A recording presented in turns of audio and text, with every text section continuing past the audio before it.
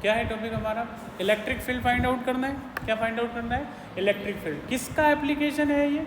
Gauss law का। Gauss law के 3 application है। पहला एप्लीकेशन कौन सा था सर? फर्स्ट एप्लीकेशन तो ये है कि इनफाइनाइट लॉन्ग वायर के लिए फील्ड फाइंड आउट करो। दूसरा क्या है?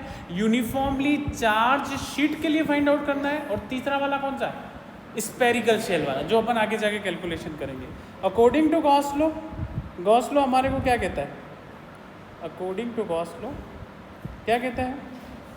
Phi is equal to integration for close surface E dot d A is equal to what?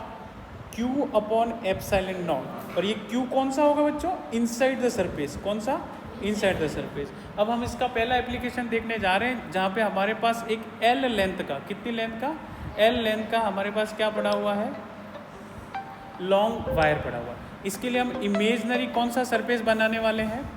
बताओ जल्दी से। सिलेंड्रिकल शेप में। कौन सा शेप में? सिलेंड्रिकल शेप में। सिलेंडर शेप में एक शेप बना देंगे हम लोग, ऐसा कुछ।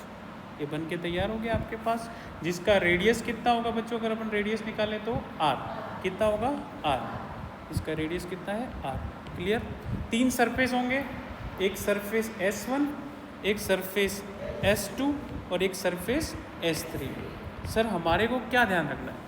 ध्यान रखना 2D शेप के लिए एरिया वेक्टर की जो डायरेक्शन होती है, कौन से वेक्टर की?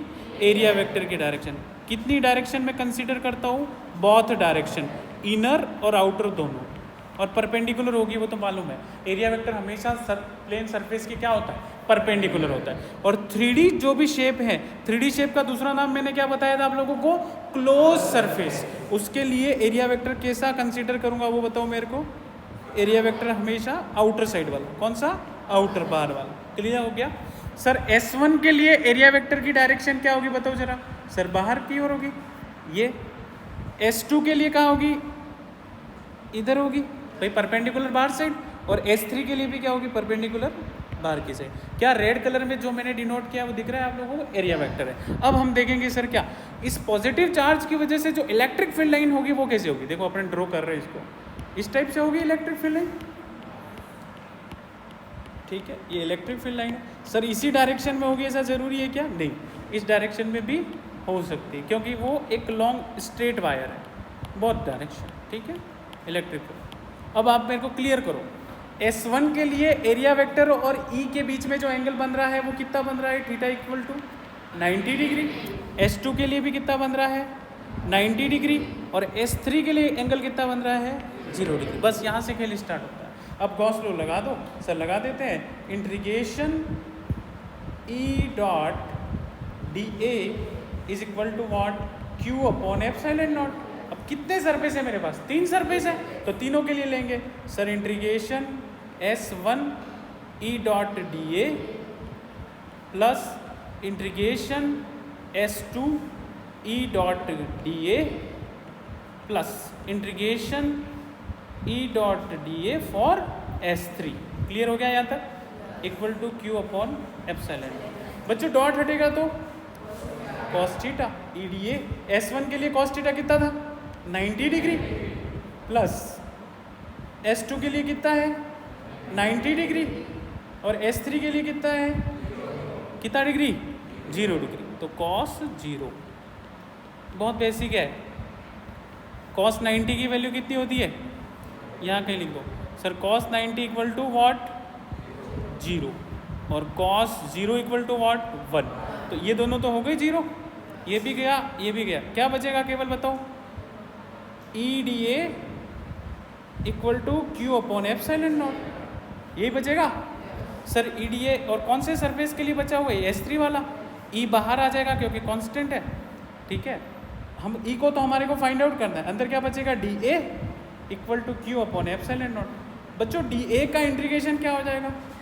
A equal to Q upon epsilon naught. जरा चित्र को देखकर बताओ कि A का वैल्यू कितना होगा? Surface area of the cylinder क्या होता है? 2 पाई आर एच। और टोटल कोई पूछ रहे तो 2 pi r, r plus h. Sir हमारे पास H की इक्वल में हमारे पास क्या लिखा हुआ है? L। तो वैल्यू क्या बनेगी? 2 पाई आर एल। तो E is equal into 2 pi R L. जरा Q के लिए मैं एक चीज़ बताऊं, लीनियर चार्ज डिस्ट्रीब्यूशन। कौन सा charge distribution? Linear charge distribution क्या होता है, lambda is equal to Q upon L. यहाँ से क्यू की वैल्यू कितनी आ जाएगी, लेमडा इंटू एल। क्लियर हो गया यहाँ तक? तो लिख दो यहाँ पे lambda into L upon epsilon not. आगे बढ़ो इसको लेके।